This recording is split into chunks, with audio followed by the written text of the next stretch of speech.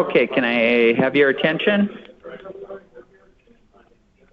Can I have your attention? We'll get started. Got a lot of stuff to cover today. And if you don't have a handout, there are handouts back in my left-hand corner, in the back left-hand corner table there. Our main topic today is going to be viruses and security, and I'll be presenting it. My name is Tom Kreuzer. But first, before we get to our main topic, we'll cover a little bit of the club agenda. Our next meeting is going to be March 18th, Wednesday, March 18th, and it'll be on best free software for tablets and smartphones. And I'll be covering that. We did one a little over a year ago, and this will be an update to that meeting. Also, we'll get into a little bit of the software that I use. In the last survey, we asked members to put in suggestions, so we've got some apps that were suggested there. And I mention here, if you've got any particular app that you use that you'd like to send to me, I'll make sure and include it and give a little information on it next time also. So send me any suggestions on apps that you really like or are strange or unusual. We'll be covering all the common things, so it's more of those strange ones out there. The other meeting that's going on this month is the MACSIG meets once a month, and their meeting is February 20th, this Friday. So if you're interested in that, be sure and attend that. So you can attend both these. There's no problem, no extra cost. Their agenda, they usually set their agenda right before the meeting, but they have topics on the iPhones, the iPads, Macintosh desktops. They cover a wide variety of topics, all dealing with the different Apple devices and that. The officers, our president is Jim Holman, and I don't see Jim here. Vice president is Linda Brown, and I don't see Linda here. Membership secretary is Paul Ebert, and I saw Paul, there he is, over there. Mike Griffin is our treasurer and MACSIG. Stan Miller is our secretary. Stan's in back there. Andrew Petrin is our communication coordinator. He's in back there. And if you want to ride your bicycle in the winter, talk to Andrew. He'll get you going. And my name is Tom Kreuzer. I'm a director at large. Members old and new, you can pay your dues to Paul over there. And also a reminder, if you do change your email providers, make sure and notify Paul or myself or anyone on the board, because that's the way we keep in touch and send out notices and that.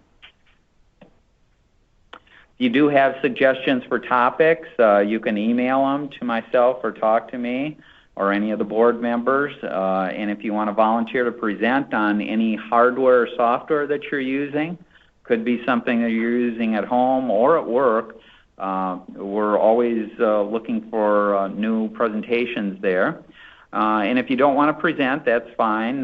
We do have a monthly eBytes newsletter, and you can write a paragraph, a sentence or two, or multiple pages, as much as you want, and we'll include it in our monthly newsletter.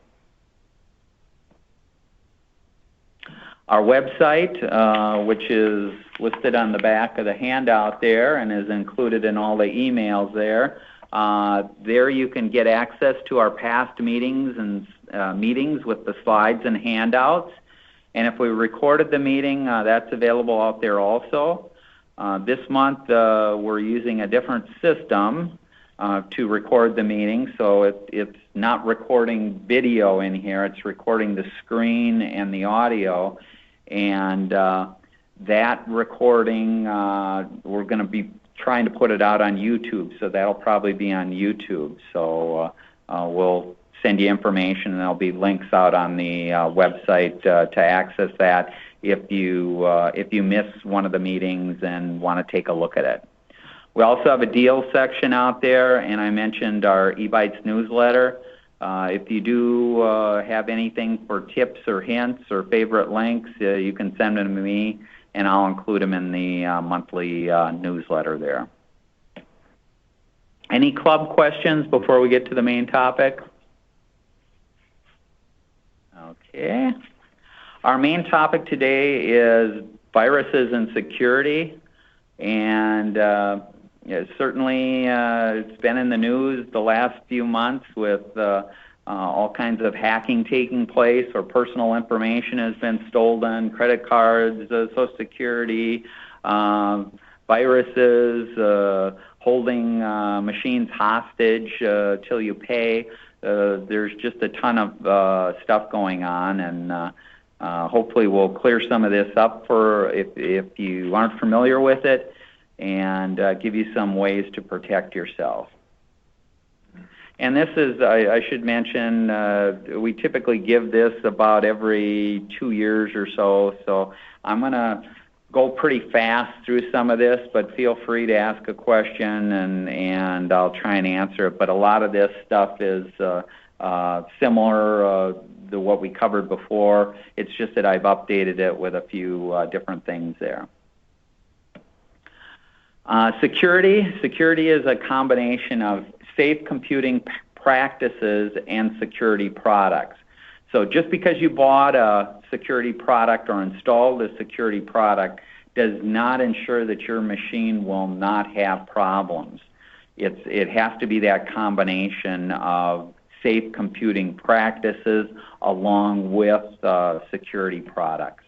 And it doesn't matter what platform you're on, whether you're on the PC or you're on the Apple. You'll have problems on both platforms, regardless of what you have there. No product can or ever will provide complete security. So some people give the false impression that once they've installed an antivirus program or that they can go out to any website, they can download anything they want, and that's not true. You are susceptible. You have to know what you're doing there. You also need to be careful and aware of what you're doing. And if you're not part of the solution to prevent the security problems and viruses, you are the problem. And that's really true in most cases. Most of the viruses and things like that, people open up an email and give the email permission to update their machine and install a virus on it. So that's what I'm saying here. If you really aren't careful, you are the main problem there. Today, you need to be protected from cyber criminals because there's a large number of people out there, and actually mobs out there, that their sole purpose is to steal information from you. And they don't get a whole lot of people with some of this, but all they need is a small percentage of the people to be tricked or to not have their PC adequately protected, and that turns into a multi-billion-dollar business. So there's huge money to be made, and these people aren't going to go away because there's just too much money in it. Another thing you run into is another category would be companies that are capturing information about you. And they'll frequently use this information themselves to market, to pop up ads, to do things like that, or they'll sell the information to other companies. So these aren't as malicious. They're companies that want to capture information on what sites you go to, what your hobbies are, what you end up searching for. They'll capture all that information, and they're not going to hold you ransom where you have to pay or take over your machine, but they're just sitting in the background watching what you're doing, collecting all this information without your knowledge, frequently without your knowledge there. And the reason, like I say, is they can use it themselves or they can sell it to other companies, big business there. 3M buys marketing information like this. So every company is buying information because that gives you lists and contacts and everything else. The third category out there is the hackers. There are truly people that I'd classify as hackers. They're out there just to cause problems. They're not looking to make any money. They just do it because it's fun for them, because they can do it. They'll put messages out there, see how many people will post it on their Facebook, or they'll do this or that, and it's a game for them to see how many people will get caught up in what they're trying to do. Okay, what's your risk? Well, you can get infected by a lot of different things. The most common is emails and attachments, because people tend to open them up. If there's a image, if there's something in there, they tend to click on it without even thinking what it could be, or do I know the person that sent it, or the business that sent it, or who did what. They just open it up, and it's too late before they even recognize there. The other way is, the most common way is content downloaded from a website. So when you go out to a website, there can be hundreds of files that are downloaded. Some of these are images, little bitmaps and things like that. Others are GIF files, animated stuff, but there's all kinds of stuff that gets downloaded. Some of it automatically and some of it manually. Another way is if your operating system is out of date. If you're running with an old version of Windows or old version of anything that isn't kept up to date, if you still got an XP machine, you might as well just leave. It's like leaving your front door open of your house. Somebody's going to walk in and grab stuff because it's wide open. And so if you've got vulnerable operating systems, that's the easiest way to get in. Software installs.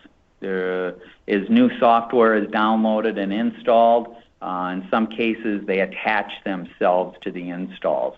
So if you found some free software and you go out to this site and you download it,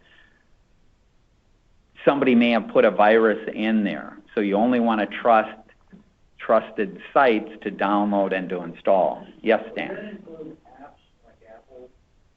Yes, apps are getting to be one of the larger ways of distributing it very fast. Now, the advantage that you have with apps, and I'll talk a little bit later on that also, is apps for both the Android and the Apple. If you're installing from iTunes or the Google Play Store, those apps are screened before they're made available to the public.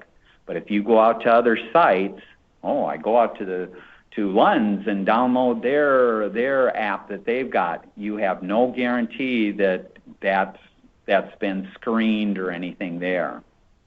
And we'll talk a little bit more about smartphones and tablets out there. And so in addition to software installs, like Stan pointed out, the software updates. Updates to these applications and to different pieces of software that you have on your machine. You're frequently getting updates, every month, 2 months, there's a new version, a new patch, a new thing going out there. Another way is through flash drives, USB devices that you connect into your PC or that. Viruses can be spread that way. With the internet, viruses can be spread around the world in less than 24 hours. So if somebody creates a new virus or a new way to attach it it can literally spread around the world in less than 24 hours. That also leaves the antivirus programs kind of scrambling to detect it. Well, some of the stuff they can only detect after they know what it looks like. So it's spread around the world. It's infected X number of machines before they can even write the code to look for the virus and to clean it off. So that's why I mentioned even if you have an antivirus program or that, you're never 100% safe because if you download some of this stuff, your machine's going to get infected. Eventually it can get cleaned off, but right now it's infected there. Patches have made it more difficult to exploit these things. So patches to browsers, patches to the operating system, that's the major vulnerabilities in any system. And that's why you'll see I mentioned keep those things up to date, install the patches, use current versions, and you'll be much, much safer. Social engineering attacks are responsible for 80% of the infections.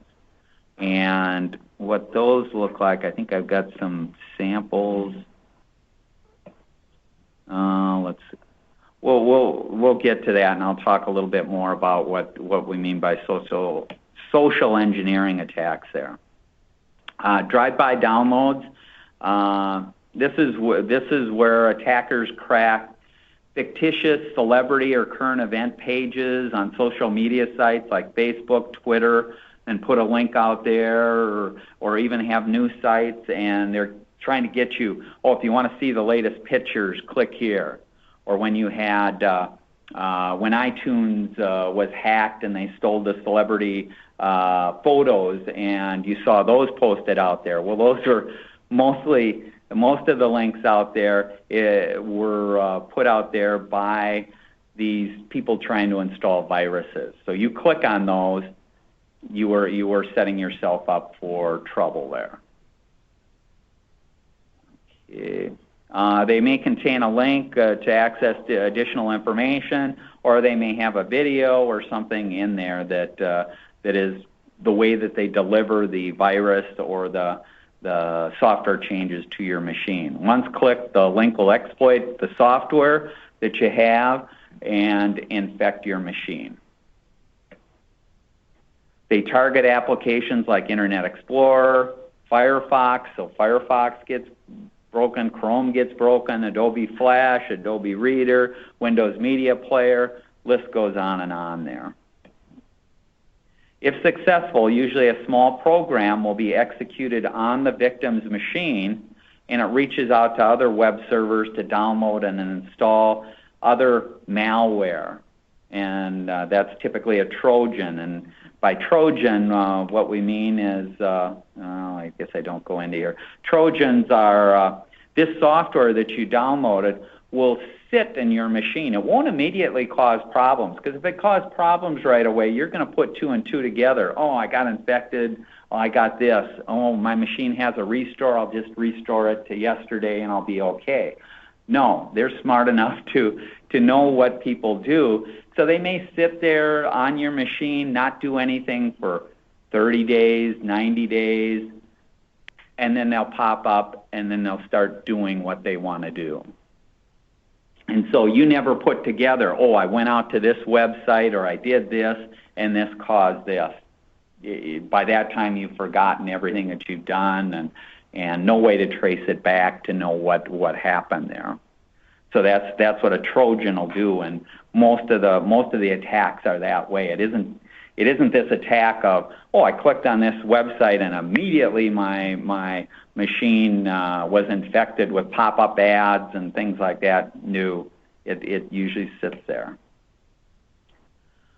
Malvertising. These are malicious links embedded in online advertising or pop-up messages. So that's those annoying things that can pop up there. Many times the advertisers will submit a legitimate, clean advertisement and then make modifications after approval. So these types of attacks have happened on sites like CNN, NBC. So you're not immune by just staying on popular sites. Popular sites get these advertising. They sell advertising, and there's ways to embed stuff in the advertising. It usually takes the form of fake warnings and messages.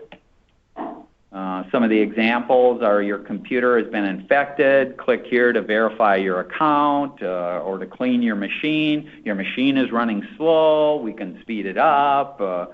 There's all these different messages there. When you click on the link, malware is downloaded. Additional malware is downloaded to your machine. Malware can also be embedded in games, when you download games, contests, toolbars, weather bug, things like that. That's a common place that they'll be infected there.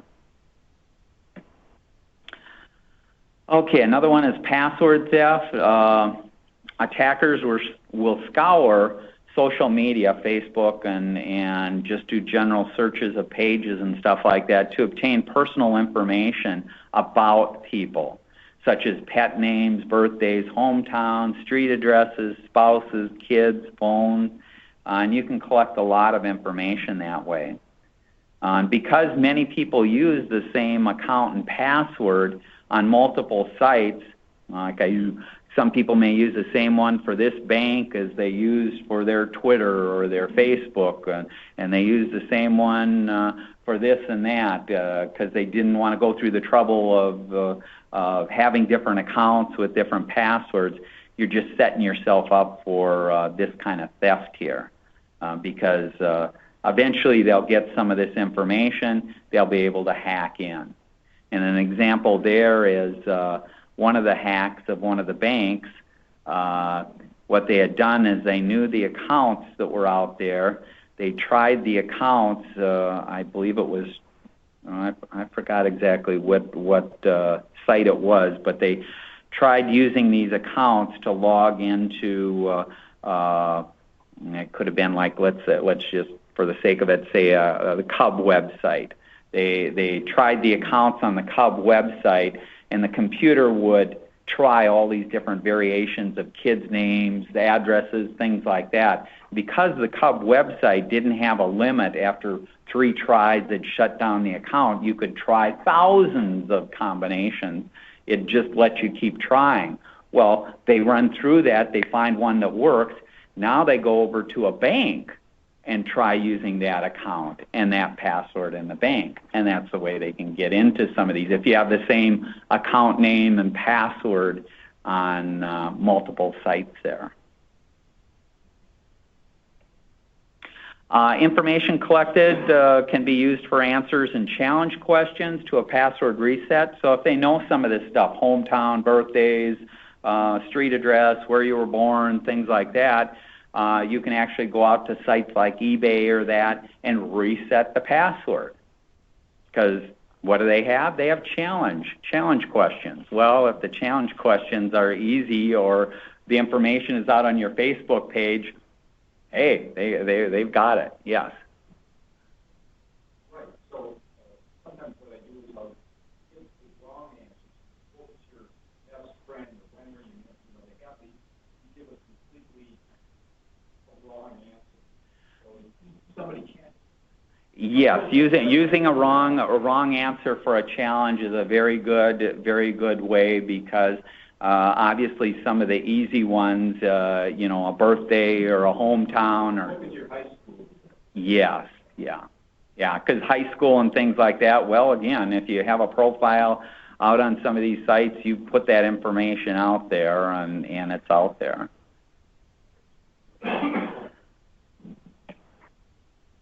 Okay, Russian criminals have stolen 1.2 billion IDs and passwords. And you've probably seen in the news, there's websites out there where you can buy this information. So I can buy a credit card number, I can buy a Social Security number, I can buy some of this collected information, and some of it's as cheap as 50 cents per account. And so these criminals, they have the sophistication to gather this information, and then they sell it to other people that then use this to try and get into bank accounts, try and get credit cards created, try and get into other things. So there's a lot of information out there. These are some examples of some of the phony warnings that you may get, and some of the websites will pop these up, and they're meant to look like they came from Microsoft Windows or from some official site or function there. But all of these are viruses or malware ones. So congratulations, you've won, click here to claim your prize. Well, your prize is going to be a virus eventually. Or here, your machine has been infected, you'll have this. This is meant to look like a Microsoft one, so they mimic the Microsoft screen, they put the Microsoft images in there, but it's not a Microsoft screen. It wasn't generated by Microsoft. If you click on these buttons, you're giving it permission to download or to do things to your machine, which you shouldn't be giving it permission to. And that's where I mentioned earlier, if you're not part of the solution, you're part of the problem, because most of the infections come from people giving it permission. Oh, this says it's going to be locked, or this is going to happen. I better click on it. I better do this, or my machine is going to have a problem. Or, oh, your computer's infected. Oh, well, I guess I better click on it. And you're going to cause a problem there.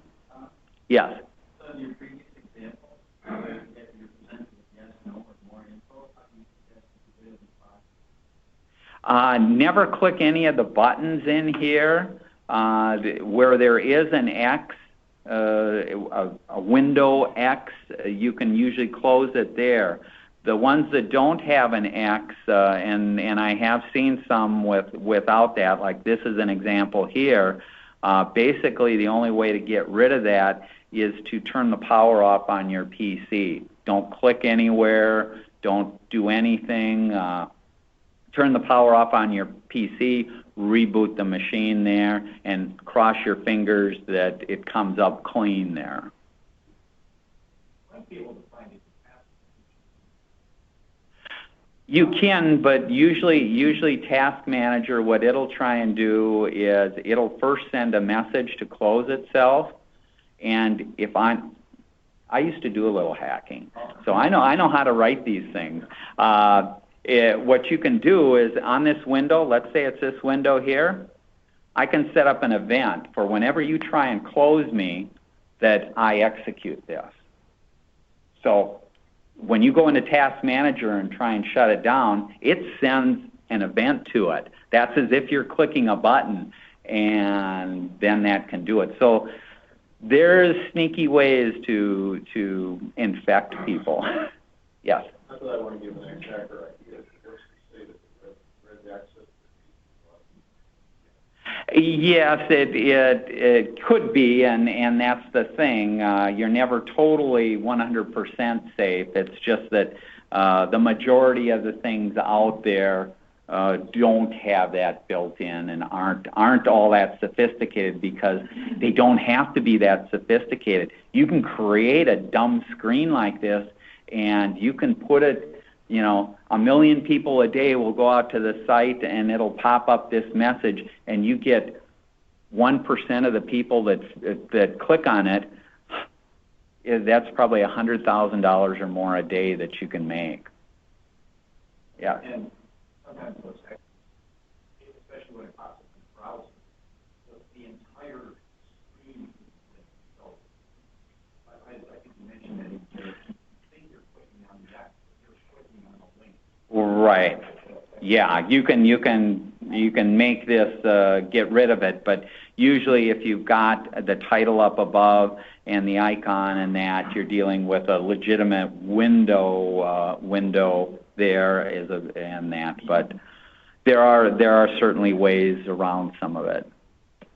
One way to tell the difference is if you don't use the Windows colors, the default colors, then the ones that are having on the X are going to have the blue bar, and you get green bars, whatever. And when it's a blue bar, it's not.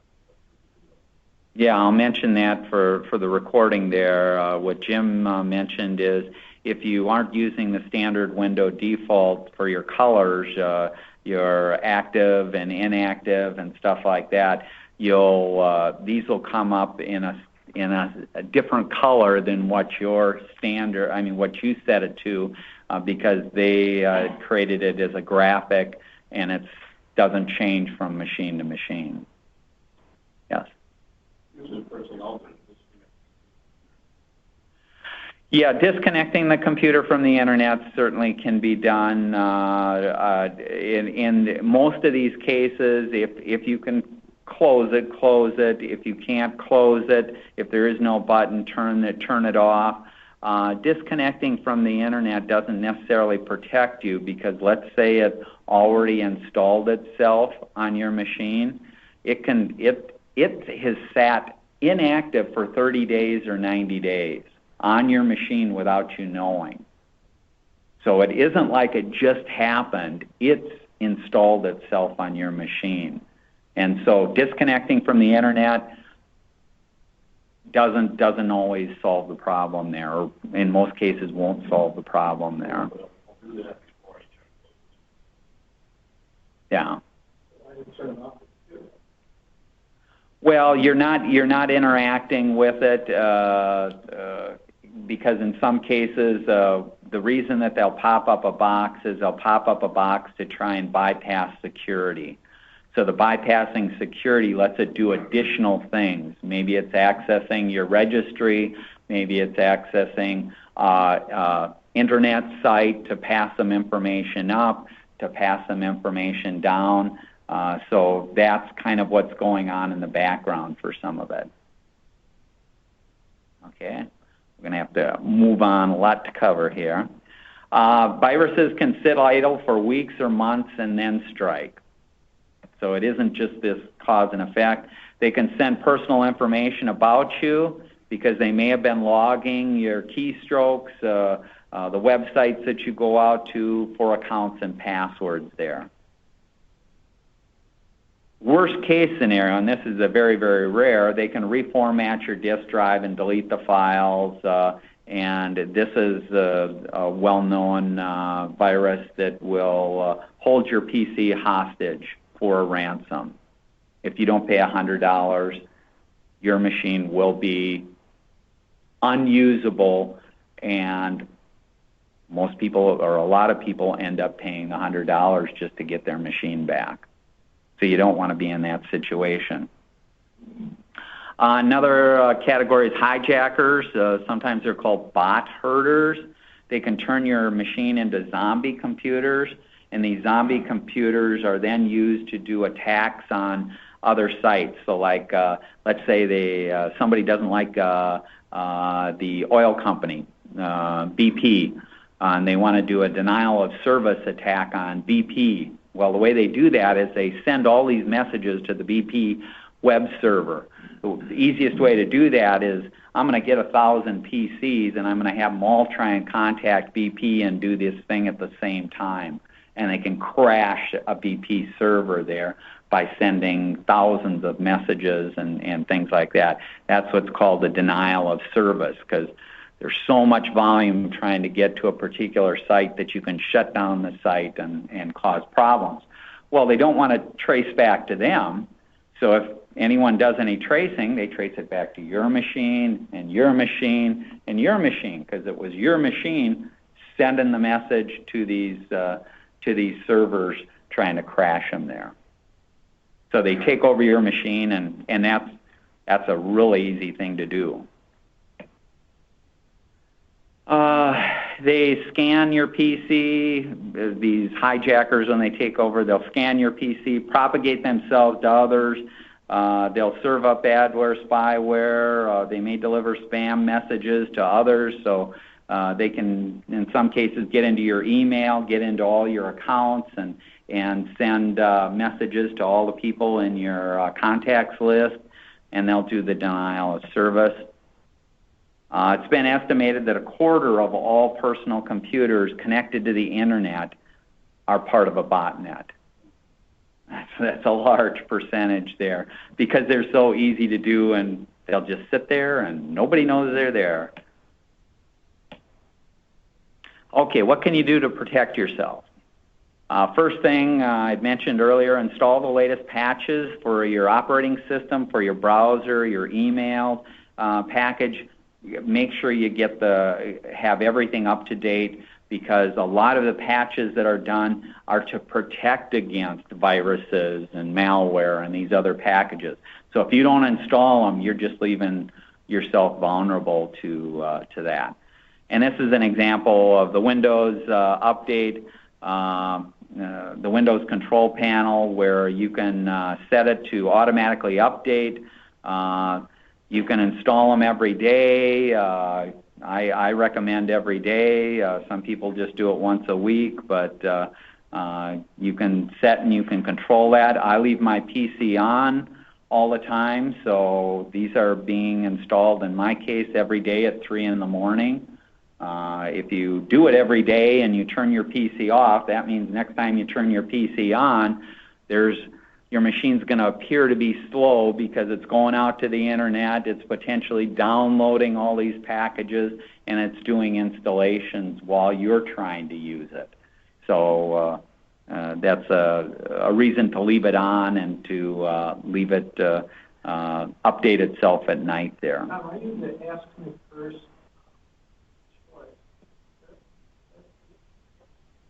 Well, the only thing you're doing is potentially, if you don't let it automatically install, next time you get on, it's going to ask you, and if, let's say, you were going out there to go into Quicken or to do something on the PC, it's going to slow you down after you give a permission to update there. But there's different classifications of updates that come like from Microsoft. You have critical, and then you have recommended, and then you have optional. So you have complete control over which one of those. Critical, by all means, you should install that as soon as possible and get your machine updated. The others, can they wait a day or two? Yes, and obviously the optional, you may never, maybe it's a language pack patch or something like that, and you don't use any of the language packs. So there's different levels of patches. Yes, Jim and back. One of the arguments against leaving is that denial of service pack. If there isn't like an on, or say it's not on, you can't correct it. Right. Yes, the denial, your machine can be used in a denial of service. The reason I leave my machine on is not only do I have this, I have automatic backups and other things happening every night and stuff like that to keep the machine up to date, to keep the data backed up. And if I didn't, am I going to log in every day, turn it on, wait for it to come up, and then it would slow down my machine while it was going through that during the day. Yes. Yeah, antivirus software deal with that. Is it just ignore it? That your computer is update? Well, antivirus software is very sophisticated. It usually knows, it has certain packages that it's given permission to update, and other ones that it knows to flag and to warn against. And then also, by default, most of the antivirus, the minute you download anything, it's scanning it as it downloads. So you have kind of all kinds of things going on in there. This just came out last week. Microsoft had a big patch there, and if you didn't patch your machine since then, this is an example. Last Tuesday, Microsoft usually patches the operating system on Tuesday, every Tuesday. This month, Tuesday patch updates critical, including a massive security update to fix more than 40 flaws in Internet Explorer, a recently disclosed XSS vulnerability remains unpatched, however, and one Windows Server 2013 bug won't be fixed. So they list the stuff that they fixed, the stuff that's still open. If you're interested, you can go out and look at it, but the average user should just install at least the stuff that's critical there and consider installing the important stuff. And again, the optional is optional. So that the Microsoft update will take care of your operating system and the Microsoft products there. For the other products, some of those packages only go out when you start them up the next time. So another way to keep track of those is there is software that'll tell you whether you're using the current version or not.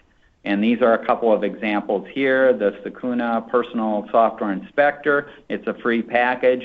CNET Tech Tracker, that's a free scan there. And both of these scans will go through the software on your PC, and it'll look to see if you have software that's missing security patches or updates. And so this is an example here, this says that it found 6 programs out here that are old or need updating. And some of these programs are no longer being updated by the vendor. Microsoft Front Page, this happens to be on one of my machines. I have an old version of Front Page. I'm not going to buy, well, there isn't a new version of Front Page, but I'm not going to buy a new version of Front Page or replace it. It's still working for me. Yes? I've been using that software for a couple of years, but I've never been able to get over about 95%. This is mine. Mine's always at 94. These aren't going to get updated. And I'm not saying that you have to be 100%. Just be aware of if you are running with old software and there is new versions out there. Well, the only way you could get there is to delete old software. So if I went through and uninstalled some of this stuff, then these 6 here, then I could get it there. So that's the decision that you have to make. And I'm not saying you have to be 100%. This is just be aware if you are running old stuff. And some of this software is less vulnerable to a virus attack.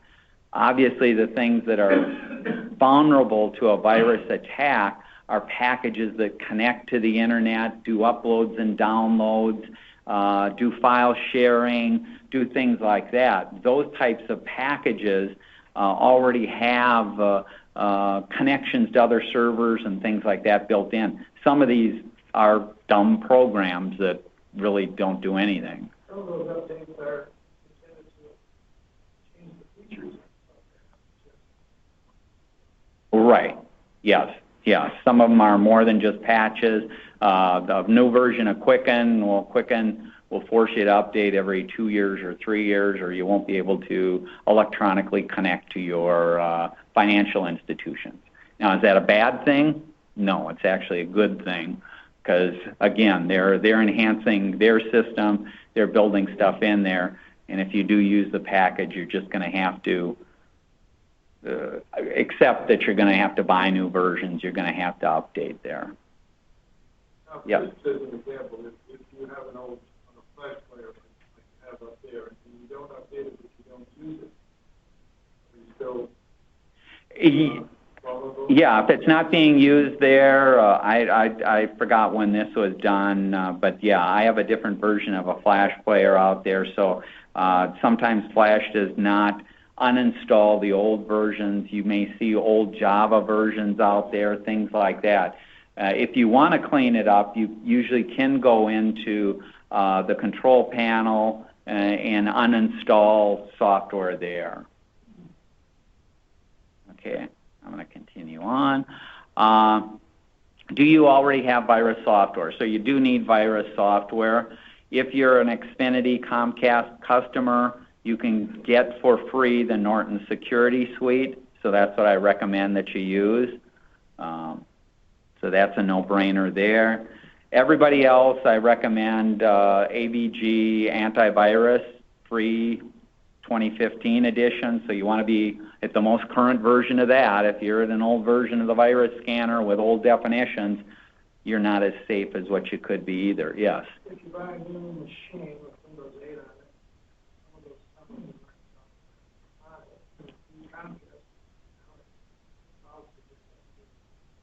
Yes, that's a good point. Most of the new machines will come with something installed on there. What I recommend you do is uninstall that is the first thing, and don't wait until, because I've had people say, well, I'm going to wait until Norton expires, I get a year free or that. Well, you're either going to forget or it's going to be too much of a hassle a year from now. Uninstall it right away. Go out to the Comcast website, install from there, because that's the only way you get you won't get billed 12 months from now or whatever. You want to make sure that you install from there.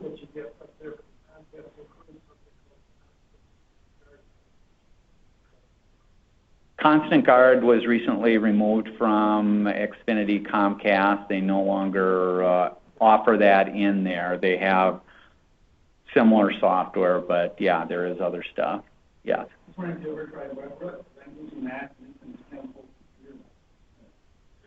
There's all kinds of other packages, and I mentioned a few more here. Let's get here. You know, the Microsoft Essentials, Microsoft has gotten a lot better. There's Avast, Dataware, Avera. They're all good. It's just, if you're looking for one, this is, because there's combinations of when we talk about antivirus and stuff like that, you also want to be malware where it's scanning for that. Is it scanning links as you go into your browser? Is it scanning the emails? Is it telling you that this may be a bad link? It's a known virus site. So there's all kinds of different functionality that you see there. And some of them do a very good job of scanning, but then really don't do too much else there. Or they'll do a good job of scanning, but they aren't scanning actively as you download or when you push in a flash drive into your machine. And so if it's not checking when you push a flash drive into your machine, it's only checking when you do a weekly scan or something like that. Okay, you've gone a week with a virus on there. What damage has it done? So, yes, Dan. I don't know if it's still true, but when I uninstalled McAfee so I could download the Norton a couple of years ago, things worked just fine. And about 2 years later, I had all kinds of issues. What it amounted to was that McAfee wasn't totally it was still sending out information. It filled up my memory to the point where it became so full it basically shut down. And when I took it into the computer guy, that's what he discovered, found, and then had to go to the McAfee site and download a special tool to get rid of that element, and things worked fine. I don't know if that. And you sometimes see that with Norton and that too, because when we say Norton here, there's all different versions, or there's multiple different versions of Norton. And so the version that you got free for a year with your computer is different than this version that Xfinity has and that. So yes, that's a good point that you can check. There's ways to check and see what's currently running on your machine. And if you look out on the past meeting minutes, why is my PC running slow? It has tools, because you already have tools on the PC where you can see what's out there. Some of the names may be misleading on what's running, and that's where Google is nice. You can Google a name and say, oh, this belongs to this package, or this is the way I remove it, or whatever. Yes?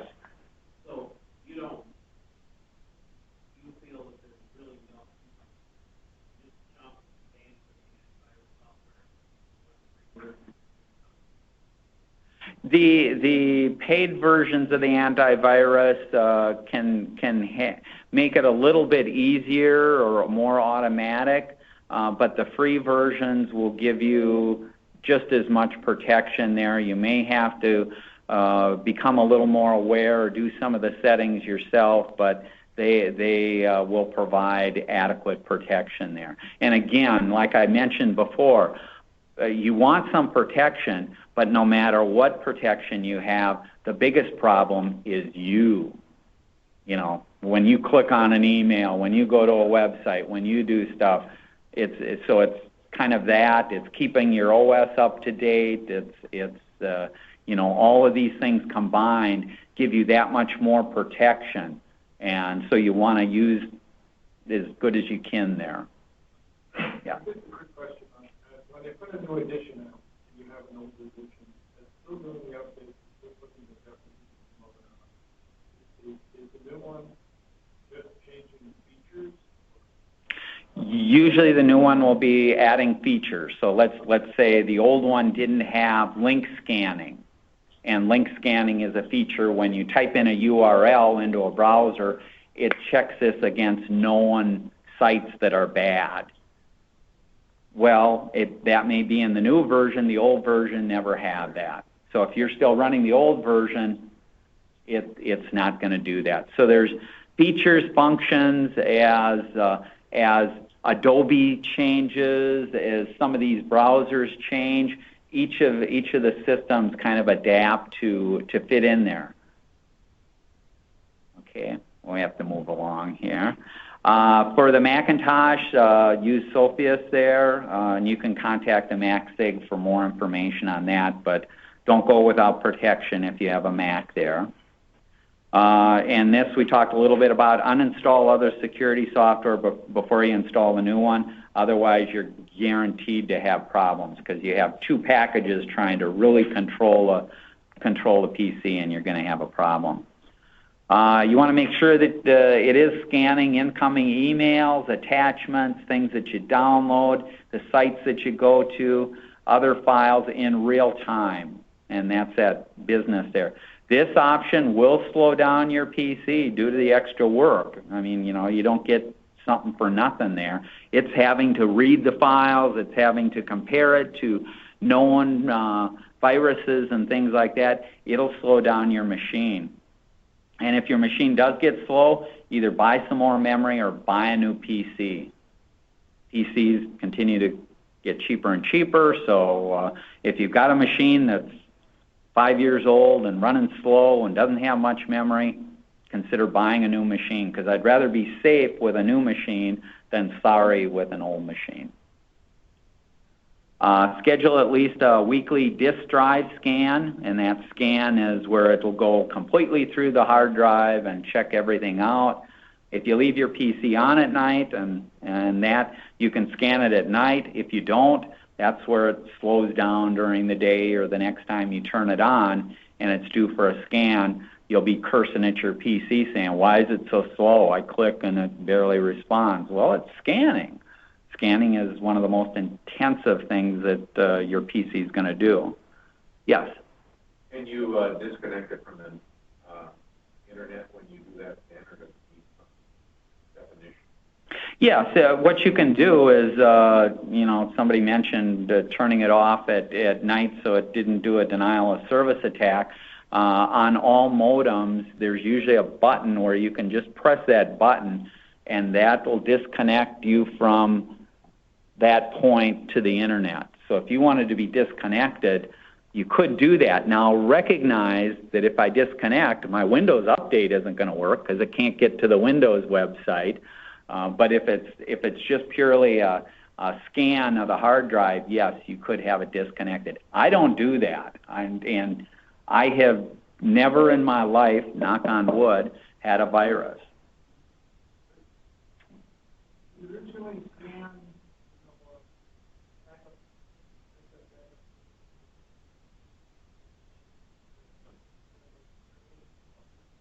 Well, backup drives, that could be a whole nother subject on backups, because the backup would have been scanned at that time. Now, if you have a backup that's a year old, that may have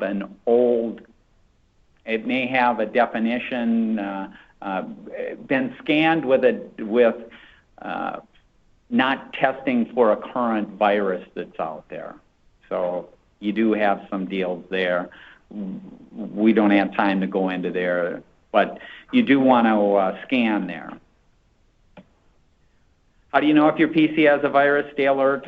Symptoms, pop-up ads appear when no browser is open. Browser navigation gets redirected to unfamiliar sites, so you're trying to get somewhere and it takes you somewhere else. Security software you never installed pops up a warning or holds your PC for ransom.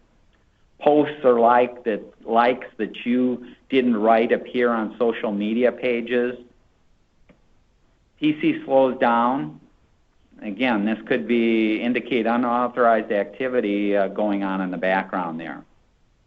The other thing is that everything can seem normal and your machine can be infected. So it's kind of the catch-all. Just because you've got that, you have that.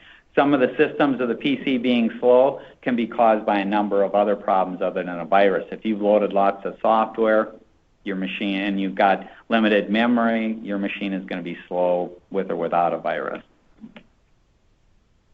What you should do if you do get a virus, get the latest virus signature file for your antivirus. If it hasn't been updated in a while, make sure you have that. Some viruses will disable or block updates, so they're smart enough to turn off the updates and not let you get to the site to get a new definition, which would enable you to remove that. Disconnect your computer from the internet by disconnecting the cable or unplugging your wireless router. Run a scan to fix the infected files. It'll advise you whether it was able to completely remove it or whether it was just able to quarantine it, put it over in an area there. If a file is quarantined, that just meant that it couldn't completely get rid of it. You should get rid of that yourself manually. If the virus scan did not fix your problem, you can use a system restore. That's where you can go back to previous versions of some of the critical files, and then you hope that that clears things up for you. If you're seeing a message that you think is related to a virus, do a Google search for the message and see if there's a solution. And ideally, you're doing this on another PC, or if you have a smartphone or a tablet, do it on those uninfected machines. Check things out that way. If that does not work, you can hold down the F8 key of the Windows boot, and you can start your machine in safe mode and see if you can recover that way. If all those don't work, you resort to reformatting the hard drive and starting over. And that varies from machine to machine. Some have a second partition you can go out to, and you can reset the machine to the factory defaults, and it wipes out all the software that you have currently loaded and all the settings. Some people will take it to a professional technician to clean up. That can cost you $200 to remove. You have to weigh that against how old is the PC. Maybe it's time to buy a new PC. Yes, Jim? So why can they remove it and the software that we have on our computers? They have a few other tricks or techniques. One of the tricks or techniques is on a flash drive, I can put an entire operating system and I can boot from that operating system. I know that that's clean, and then I can clean your machine without it loading any of your operating system or any of your stuff. So they have access to a few more things. Now, yes, you could, if you do have the time and do have the technical expertise, you can search the internet and find some of these ways to clean stuff out, especially if you can kind of identify what you're infected with. You'll find tips on there on how to get rid of it or what to do.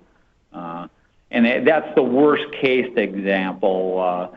Most of the time, if it's just a minor infection or it's a virus that just came out and your machine is vulnerable for the next week, as soon as those new definitions come out, your machine will identify it, clean it off, and you'll be okay. So that's if you've got current virus software, current definitions, and the virus itself is not that destructive. Okay. Yes. What websites would you go to find that? When you say look out on Google, how do you know you can trust it? You know, whatever it says. That's a good question. How to trust? Certainly, if you go out to like a Yahoo Answers or things like that, that's safer than going to some strange tech name that if it finds the information out on CNET. CNET's a reputable company, and that's where knowing some of the reputable companies and seeing if they've got stuff. If you go out to your antivirus provider, they usually have a slew of information on how to clean and some of the different viruses and what to do there. So going out to their websites and looking out there, you can find stuff that way too. Okay.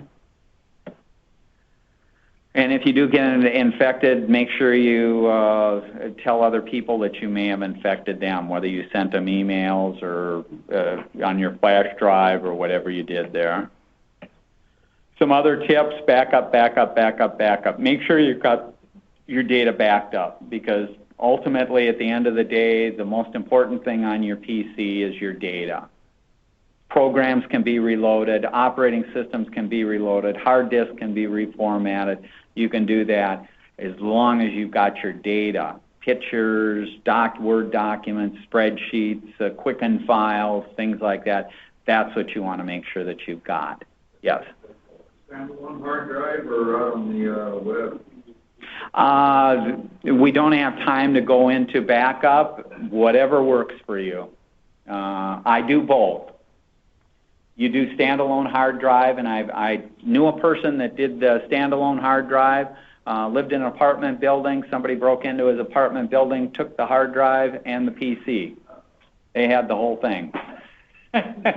You have a fire in the house or anything like that, poof, everything's gone. So having it on the cloud somewhere, there are advantages to that. Having another copy in an external location, like if you've got kids, having a hard drive or a backup copy stored there. Personally, I have one copy here at work and one at home. Chances of 3M and my home going down at the same time, well, if it's a nuclear blast, I guess it could all go, but then I won't care about my data. But back up, make sure you got your stuff there. Never download software files from questionable sites or links, whether it's an email or whatever.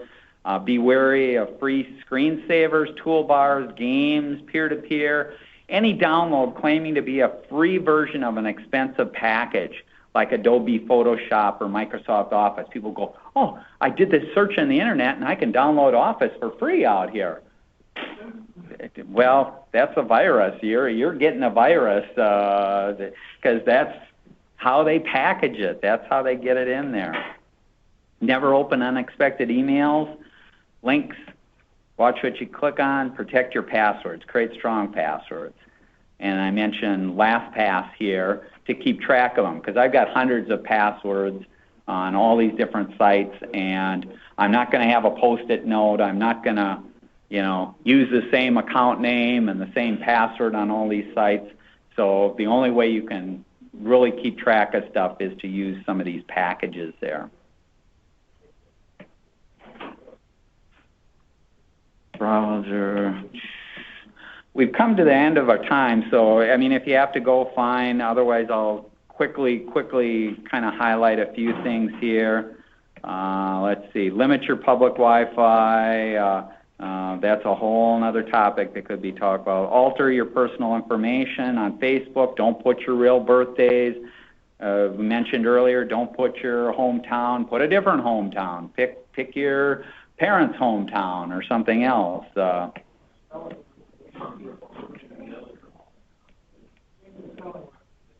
Spelling, all different ways there. Let's see, firewalls. We won't go into firewalls. They'll protect you. Spam. Be careful of spam. There's lots of money. This guy makes $700,000 a year sending out emails. Never reply. Phishing, that's where they say that your credit card is about to be terminated, and people, I've got to do something. I got to click on the link. I have to reactivate it, or I'm going to lose my credit card, or my account has been compromised. And that happens on the phone as well as on the internet. My dad recently got a telephone call that said, there's been suspicious activity on your credit card, and we want to reissue a new credit card. Well, he was right. Well, somebody must have stole it. Well, I'll talk to this guy. Well, he was giving him all this information. It wasn't the credit card company.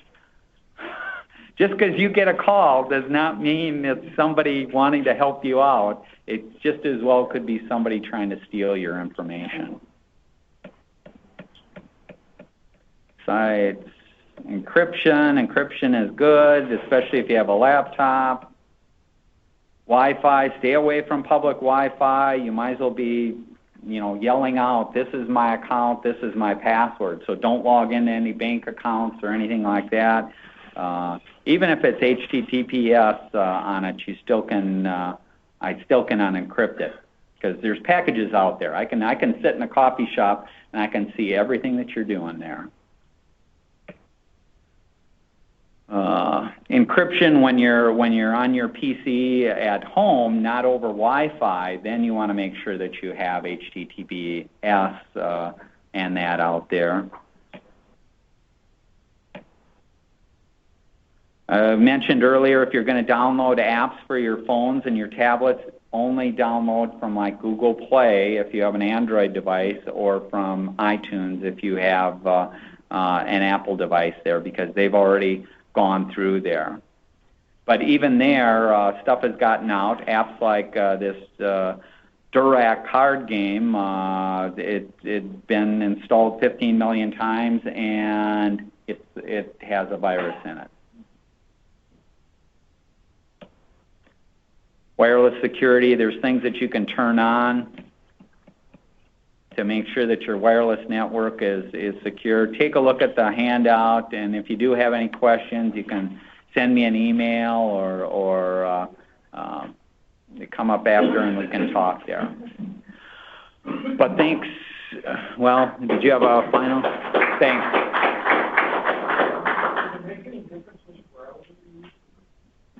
The browsers, it used to be that Internet Explorer was more vulnerable than the others, but the reason for that was because Internet Explorer was used by more users. Now that Firefox and Chrome are used by more users, you have just as many vulnerabilities in these others than what you have in Internet Explorer. So, for example, would you have to do that Internet Explorer update? Yes, if there's an update for Internet Explorer, many of the things that are done on a Windows system are using portions of Internet Explorer. The help system, all this stuff is tied in. That's why, if you're familiar with the European Union wanted Microsoft to uninstall Internet Explorer, and Microsoft said, we can't uninstall it, because if we uninstall it, all this other stuff stops working.